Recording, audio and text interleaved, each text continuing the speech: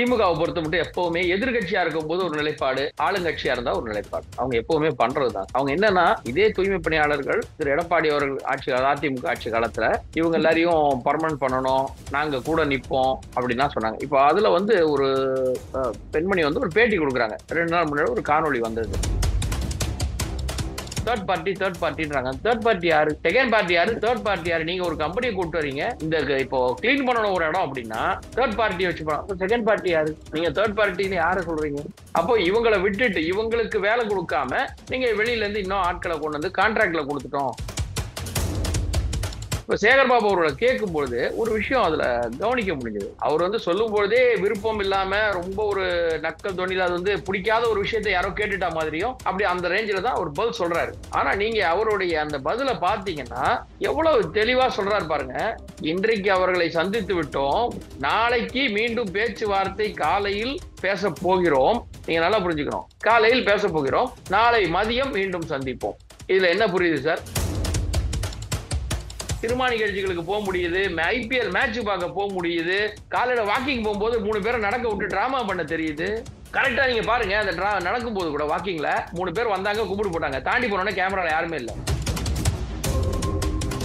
இது டெல்லியில வந்தாச்சு, பஞ்சாப்ல வந்தாச்சு, ஆந்திரால அவர் கொண்டு வந்தாரு. ஆனால் அதுல ஒரு சிக்கல் வந்தது. இது பண்ண முடியாது, ஏன்னா மத்திய அரசோட திட்டம், நீங்க இப்படி வீடு விழா கொடுக்கும்போது அதுல சில சிக்கல், நடைமுறை சிக்கல்கள் இருக்குன்னு ஒரு தடை போட்டாங்க. அவருடைய துணிச்சலான இந்த நடவடிக்கையை கண்டிப்பா பாராட்டணும் சார், கண்டிப்பா பாராட்டணும். ஏன்னா ஒரு மனிதனால வந்து ஒரு பொய்யை துணிச்சலா சொல்ல முடியுமா வெளியே, பொது வெளியில அப்படின்னு நிரூபிச்சிருக்காரு. என்னால பொய் சொல்ல முடியும், பாத்தியா, தைரியமா பொய் சொல்றேன் அப்படின்னு நிரூபிச்சிருக்காரு. திணிச்சிட்டாங்க, இல்லாத போலி முகவர்களை கொண்டு வந்துட்டாங்கன்னு. நீங்க 63 லட்சம் பேரை நீக்குனா அது சட்டப்படி தவறு. சரி, பீகாரில் ஈசி நடத்தினா அது தவறு.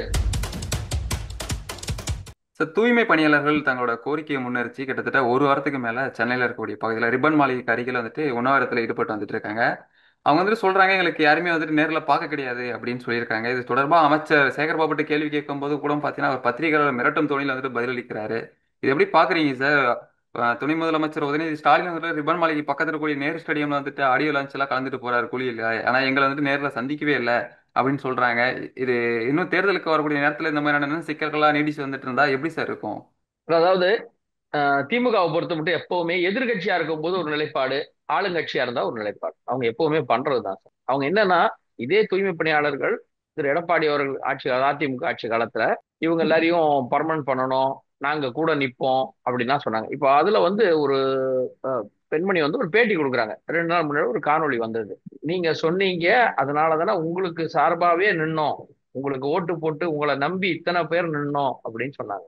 சோ அவங்க ஆட்டோமேட்டிக்காவே இவங்களுக்கு தான் பண்ணிருக்காங்க, ஓட் பண்ணிருக்காங்க, ஜெயிச்சிருக்கிறாங்க, இவங்க வந்திருக்காங்கன்னு ஒரு இருப்பாங்க. ஏன்னா அந்த மக்கள் நம்பியிருக்காங்க, அதுக்காக சொல்ற மக்கள் நம்பியிருக்காங்க, செய்வாங்க.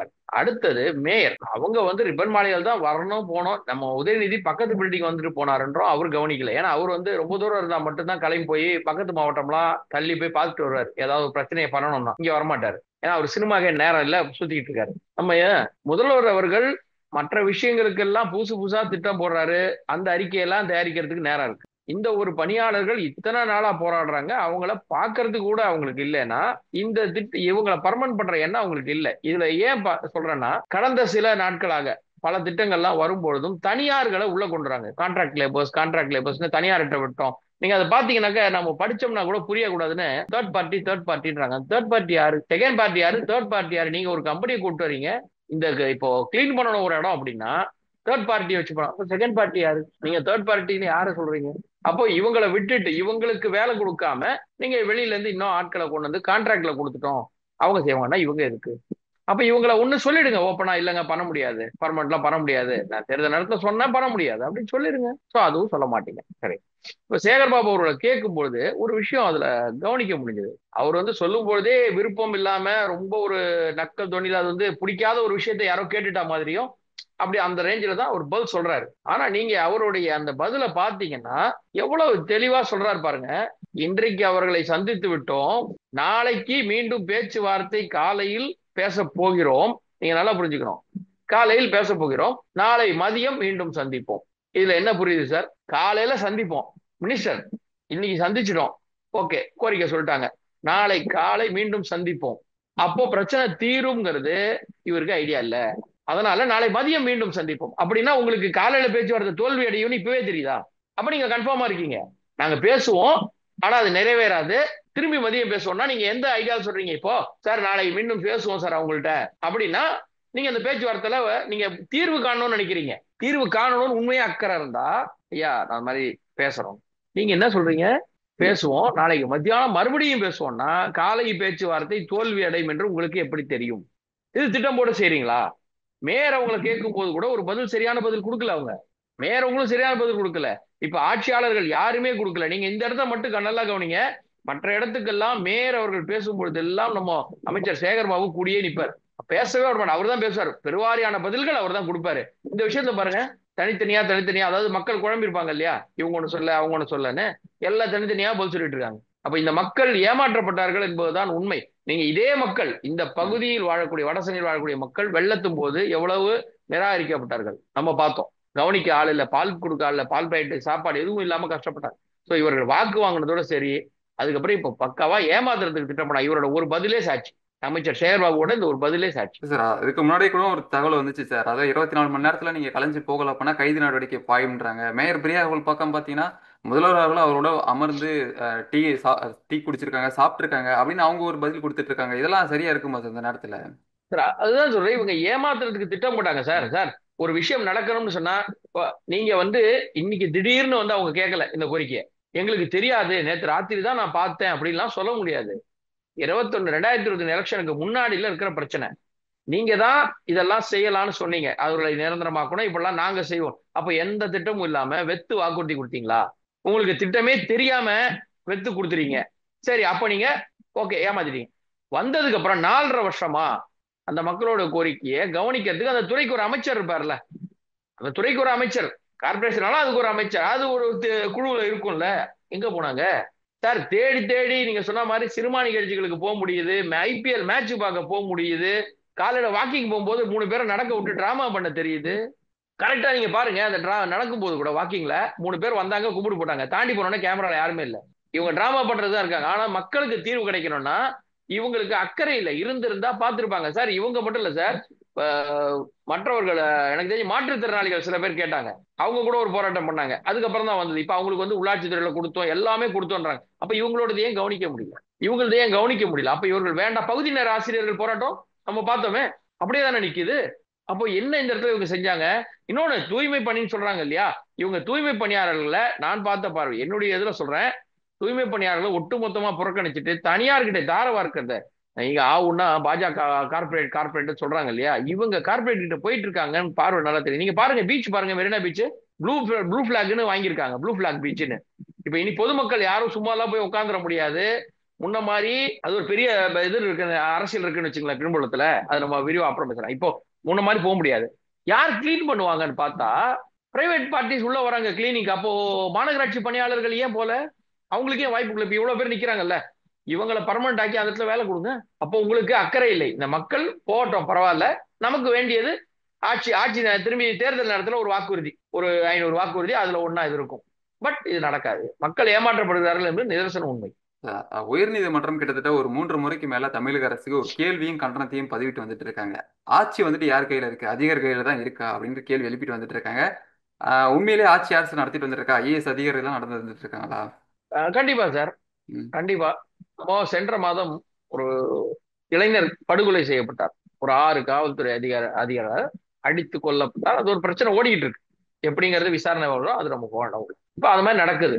போன் வருது, உடனே ஒரு மேல இருந்து ஒரு ஆபீசர் உடனே போங்க பிடிங்க அப்படின்றாரு. அந்த துறை அமைச்சர் அதுக்கப்புறம் என்னன்னு தெரியாம, முதல்வர் தான் துறை அமைச்சர், அவர் என்ன சொல்றாரு, அவர் உடம்பு முடியாம இறந்துட்டாருன்னு முதல்ல இதுல சொன்னாங்க எனக்குன்னாரு. அதுக்கப்புறம் தான் பிரச்சனை பெருசான உடனே விசாரிக்கப்படும்னாரு. அப்போ இங்க ஆட்சியாளர்களுக்கு அதிகாரிகள் என்ன சொல்றாங்களோ அதுதான் போகும். சரிங்களா?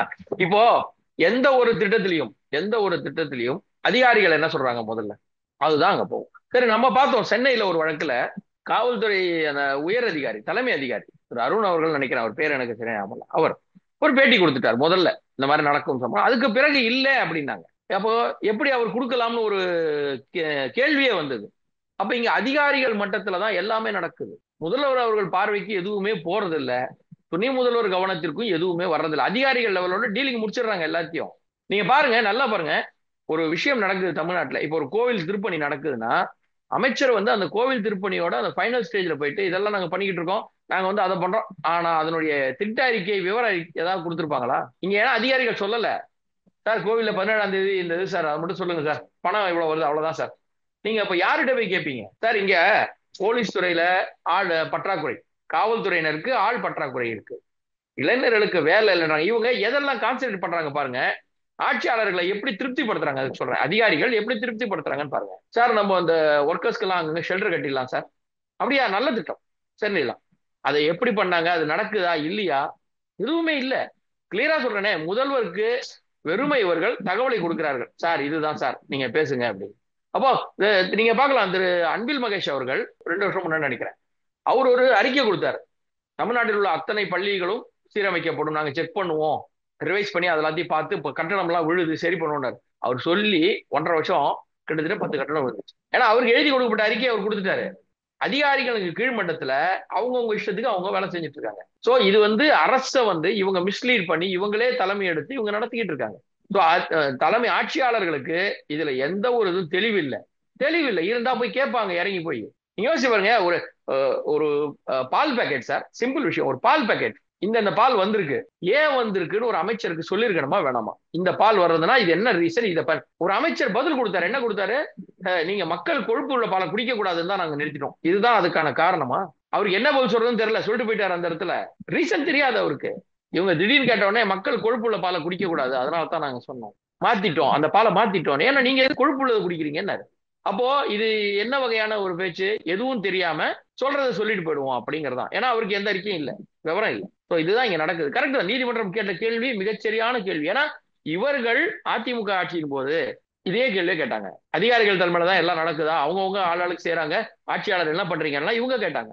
அது இன்னைக்கும் தொடருது. சரி, இங்க தமிழக அரசு இப்போ கடந்த சில தினங்களாக பார்த்தீங்கன்னா வீடு தேடி ஒவ்வொரு திட்டத்தையே கொண்டு வந்துட்டு இருக்காங்க. அதுலயும் மருத்துவ முகாம்லாம் கொண்டு வந்திருந்தாங்க, உங்களுடன் ஸ்டாலின், நலம் காக்கும் ஸ்டாலின் அப்படின்ற திட்டத்தெல்லாம் கொண்டு வந்திருந்தாங்க. இப்போ பார்த்தீங்கன்னா அடுத்து ஒரு 2 3 நாட்கள்ல தொடங்கி இருக்கிறாங்க. ரேஷன் கடை பொருட்கள்லாம் வீடு தேடி வர வைக்கிற ஐடியாலாம் கொண்டு வந்திருக்காங்க. இதெல்லாம் எந்த அளவுக்கு கை கொடுக்கும் சார்? ஏன்னா கடனை வாங்குறது எல்லாமே இப்பதான் செலவு பண்றாங்களா சார்? அப்படி பார்க்கலாமா? சார், இந்த திட்டத்தின் அடித்தளம், இந்த ரேஷன் கடை வர்றது அடித்தளம் விஜயகாந்த் அவர்கள். கேப்டன் அவர் ஒரு தேர்தல் வாக்குறுதியிலேயே சொன்னார், ஏன் நீங்க வந்து மத்த பொருள்லாம் வீடு தேடி வருது, இது வராதா, நான் ஆட்சிக்கு வந்தா செய்வேன்னு அவர் சொன்னார். அவர் தான் அடித்தளம். அதற்கு பிறகு இது டெல்லியில வந்தாச்சு, பஞ்சாப்ல வந்தாச்சு, ஆந்திரால அவர் கொண்டு வந்தாரு. ஆனால் அதுல ஒரு சிக்கல் வந்தது, இது பண்ண முடியாது, ஏன்னா மத்திய அரசோட திட்டம், நீங்க இப்படி வீடு விழா கொடுக்கும்போது அதுல சில சிக்கல், நடைமுறை சிக்கல்கள் இருக்குன்னு ஒரு தடை போட்டாங்க, அங்க செய்ய முடியல. டெல்லியிலையும் பாத்தீங்கன்னா நிறுத்திட்டாங்க, அது செய்ய முடியாம, ஏன்னா அந்த தடைகள்லாம் இருந்தனால பண்ண முடியல அப்படின்ட்டு. சோ இந்த திட்டம் அப்படிங்கிறது இவங்க வந்து அறிக்கையோட சரி, ஏன்னா நீங்க மத்த திட்டங்கள் எல்லாமே பாருங்க, மத்திய அரசோட ஸ்டிக்கர் தான் இவங்க பண்ணிட்டு இருக்காங்க. நலம் காக்கும் ஸ்டாலின், வீடு தேடி இல்லம் தேடி மருத்துவம், யார் சொன்னது, யார் கொடுத்தது? அப்ப நீங்க எதை வச்சு பண்ணிக்கிட்டு இருக்கீங்க? சரி, நீங்க சொல்ற மாதிரி இது வந்து பொதுமக்களுக்கு பயனுள்ள திட்டங்கள் தான் இவங்க சொல்றாங்களா அப்படின்னு பார்த்தா இது எல்லாமே பாத்தீங்கன்னா பிசினஸா தான் பாக்குறாங்க சார். பிசினஸா இன்னமும் இப்ப இந்த வீடு தேடி ரேஷன் கார்டு பொருட்கள் இருக்கு இல்லைங்களா, அது கூட நான் சொன்ன மாதிரி இன்னைக்கு that will be done with third party collaboration போட்டிருக்காங்க. அப்ப இந்த அமேசான் மாதிரி ஒரு ஸ்விக்கி, அந்த டெலிவரி தளங்கள் இருக்கு இல்லையா, அதுல உள்ளவங்களோட பார்ட்னர்ஷிப் பண்ணி இவங்க பண்ண போறாங்கன்னா அரசு பணியாளர்கள் என்ன ஆவாங்க? அரசு பணியாளர்கள் என்ன செய்வாங்க? அங்க அந்த துறையில இருக்கிற அரசு கடை இருக்கு சார், ஒரே ஏரியாவில் ஒரு கடை இருக்கு சார். இப்போ நான் ஒரு உதாரணம் சொல்றேன், தாம்பரம் பகுதி எத்தனை ரேஷன் கடைகள் இருக்கும்? நீங்க என்ன பண்ணுவீங்க? இனிமேல் சென்ட்ரலைஸ்ட் ஒரு குடோன் வைப்பீங்க, ஒரு குடோன் வேர் ஹவுஸ், அங்க எல்லாம் உட்காந்துருப்பாங்க. ஆன்லைன்ல ஆர்டர் வந்தோடனே ஸ்விக்கிக்காரர் மாதிரி ஒரு டெலிவரிக்காரர் வந்து வாங்கிட்டு போவார். வாங்கிட்டு போய் வீடு எத்தனை வீட்டுக்கு எப்படி கொடுப்பீங்க? ஒரு நாளைக்கு எத்தனை வீட்டுக்கு எவ்வளவு டெலிவரி பண்ண முடியும்? அப்போ அதனால் வரக்கூடிய செலவுகள், அதை யார் தலையில கட்டுவீங்க? டெலிவரி சார்ஜ் யார் கொடுப்பாங்க? நீங்க பொருள் அனுப்பிச்சிடுறீங்க சார், டெலிவரி சார்ஜ் யார் கொடுப்பாங்க? சும்மா இருக்கிற நாங்க மக்கள் டெலிவரி சார்ஜ் 40 ரூபா 50 ரூபா கொடுக்கணும். இப்போ மக்கள் போய் வீடு தேடி வாங்குறாங்க. சரி, இதுல ஒரு விஷயம் சொல்லியிருக்காங்க சார், அந்த ஒரு ரேஷன் பொருள்லயே 2 விஷயம், மாற்றுத்திறனாளிகள் மற்றும் 70 வயதுக்கு மேற்பட்ட முதியோர்களுக்குன்னு சொல்றாங்க சார். முதல் கட்டமா 10 மாவட்டங்களை ட்ரையல்னு சொல்றாங்க சார். நீங்க எப்படி பண்ணுவீங்க? நான் என்ன கேட்கிறேன், நான் வந்து ஒரு 50 வயது, எனக்கு ஒரு தம்பி 45 வயசு, என்னுடைய அக்கா 55 வயசு, நாங்க 3 பேர் இருக்கோம். எல்லாரும் ஒரு கூட்டு குடும்பமா தான் இருக்கும். எங்க அப்பாவுக்கு 75 வயசு, அவர் பேர அவர் தான் குடும்ப தலைவர் ரேஷன் கார்டுல. இப்ப நீங்க அவருக்காக வீட்டுக்கு அனுப்புவீங்களா? நாங்க 3 பேர் போய் கடையில வாங்கிட்டு வரோம். அது ஏன் கூடாது? இப்போ எங்க 3 பேர் ஒரே அட்ரஸ் சார், வேற வேற வீடு, 4 அடுக்குமாடி வீடு சார், நாங்க இருக்கோம். நாங்க எங்க அப்பாவுக்கு வாங்கி வந்து கொடுத்துட்டு போறோம். இப்ப நீங்க எங்க அப்பாவுக்கு வாங்கி கொடுக்குறேன்னு சொல்லி டெலிவரி சார்ஜை போட்டு தானே வாங்க போறீங்க.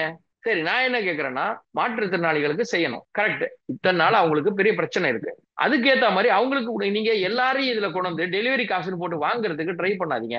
மாற்றுத்திறனாளிகளுக்கும் ஒரே ஒரு சின்ன இது மட்டும் கேட்கிறேன், அவங்கள தவறா சொல்லு, அவர்களுக்கும் பிள்ளைகள் இருக்கிறார்கள், சொந்தக்காரர் வீட்டுல எல்லாருமே இருப்பாங்க. நீங்க இப்ப என்ன பண்றீங்கன்னா, இவங்களுக்காக வீடு தேடி கொடுக்குறேன்னு சொல்றீங்க. மற்ற பயனாளிகள் என்ன கேட்பாங்க? ஏன் சார் அவங்க வீட்டு வரைக்கும் வரீங்க, எங்க வீட்டுக்கு வந்து கொடுக்கலாம்ல சார்னா, நீங்க எதை பாக்குறீங்க?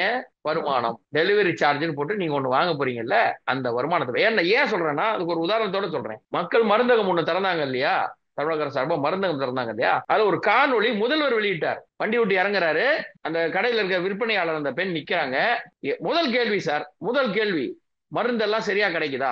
ஓகே, அதான ஃபர்ஸ்ட் கேள்வி இருக்கணும். வியாபாரம் எப்படி போகுது? இவர் கேட்ட முதல் கேள்வி, ஒரு நாளைக்கு எவ்வளவு வியாபாரம் போகுது? அப்ப நீங்க பிசினஸ் மேனா, மக்களுக்கு செய்ய வேண்டிய முதல்வரா? நீங்க யாரு? மருந்தெல்லாம் கரெக்டா கிடைக்குதான்னு ரெண்டாவது தான் கேட்டாரு. நீங்க எல்லா திட்டத்தையும் வியாபார ரீதியாக, வணிக ரீதியாக இங்கே எப்படி எல்லாம் பணம் எடுக்க முடியும், எதுல எல்லாம் பணம் எடுக்க முடியும் நீங்க பாக்குறீங்க சார். இப்ப ரேஷன் பொருள் கொண்டு வந்துடுறீங்க சார் டெலிவரி. அடுத்தது நீங்க என்ன பண்ணுவீங்க? வீடு தேடி மது கொண்டு வருவீங்களா மாட்டீங்களா? ஏன்னா டெலிவரி இருக்குல்ல, உங்களோட ஒரு பார்ட்னர்ஷிப் வந்துருச்சு.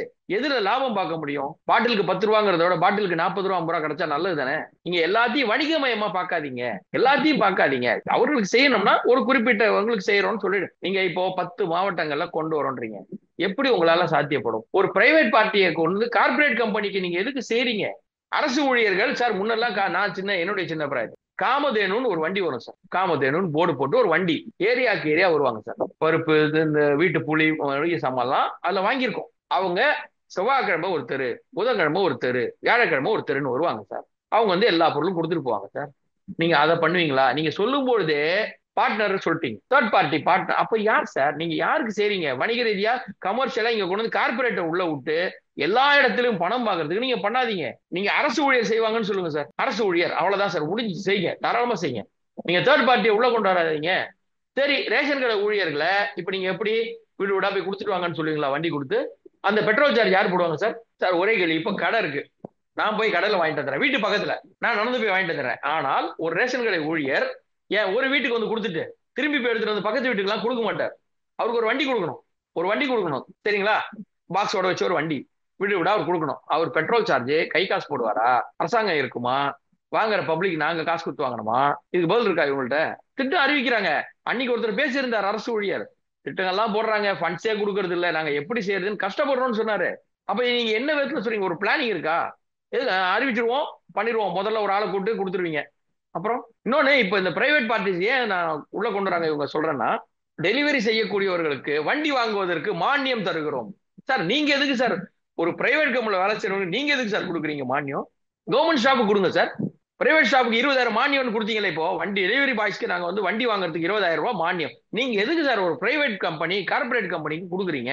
சார் இன்னைக்கு இருக்கக்கூடிய டெலிவரி கம்பெனிஸ் எல்லாமே யார் சார்? கார்பரேட்ஸ். யார் கார்பரேட்ஸ்?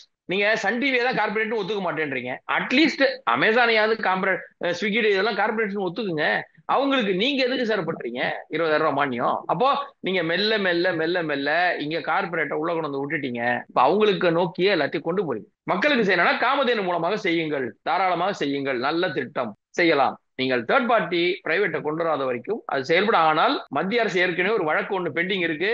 அங்க ஒரு வழக்கு நடந்துட்டு இருக்கு, டெல்லியில, ஆந்திரால எல்லாம் அது நடந்துட்டு இருக்கு. அதுக்கான சரியான ஒரு இது இல்லை, ஏன்னா மேல்முறையெல்லாம் போயிருக்கு.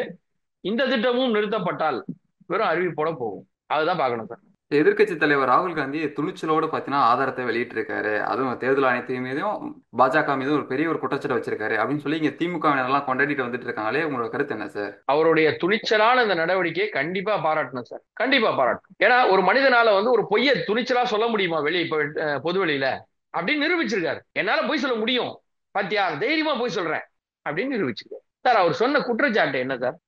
ஒரே ஒரு தொகுதியில ஒரு வீட்டுல 80 பேர் இருந்தாங்க, இவ்வளவு பேர் இருந்தாங்க, ஒரே ஒரு வீட்டு முகவரியில இவ்வளவு பேர் இருந்தாங்க. சரி சார், இந்த சரிபார்ப்பு, மக்கள் தொகை சரிபார்ப்பு, இந்த ஓட்டு இது சரி பார்க்கறது யார் சார்? பாக்குறது யார் சார்? மாநில அரசு ஊழியர்கள், மாநில அரசு ஊழியர்கள்.